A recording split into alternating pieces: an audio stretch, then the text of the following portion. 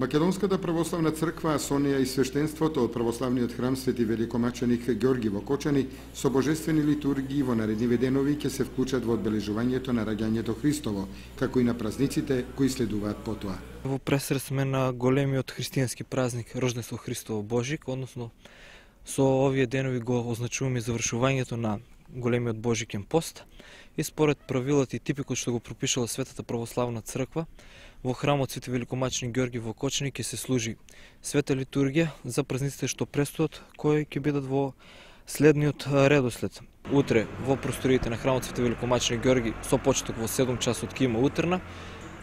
Литургијата ќе почне во 8 часот, веќе во недела на преподобно маченичка Евгенија, односно овој празник кај нас е познат и како Бадник, со почеток во 7 часот ќе има утрена богослужба со света Златустова литургија. По литургијата некаде околу 10 часот ќе биде осветено и поделено Бадниковото гранче, додека веќе во 15 часот ќе се одржи вечерно богослужение по повод празникот Рождество Христово или Божик.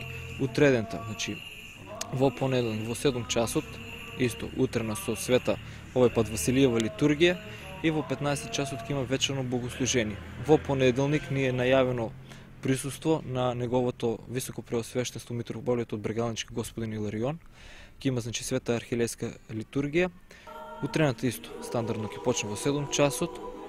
Литургијата исто така во вечерта во 15 часот ќе има вечерно богослужение и во 9 во чест на празникот на светиот архидијакон и првомаченик Стефан ќе се одржи исто утрена и литургија. Ги покануваме сите верници кои што можат, кои што се спремале, се подготвувале да дојдат да се причестат, секако доколку имат извршено светата тајна исповед и доколку имаат благослов од својот духовник да пристапат. Воедно ги покануваме и сите верници да присуствуваат на овие за нас христијаните важни и убави денови.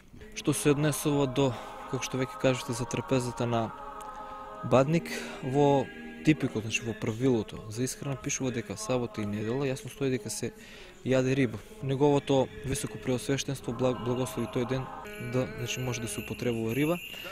Традиција кај нас е во тој ден да се собира целото семејство на една заедничка трапеза, кој што како чин е прекрасен, бидејќи во последниот ден од постот сите се собрани заедно во слава на Бога.